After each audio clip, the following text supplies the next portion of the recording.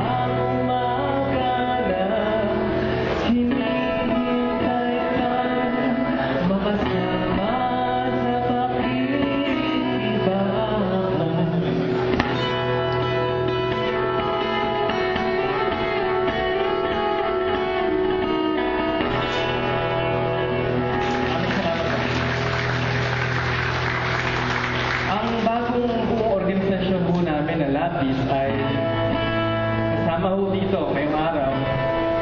Mamaya ho, magtatanghal din ang iba po namin miyembro.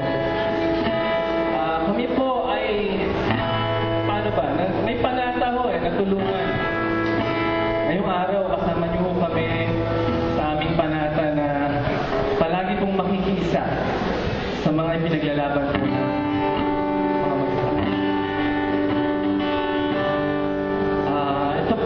Awitin na malamang alam po ninyo, no?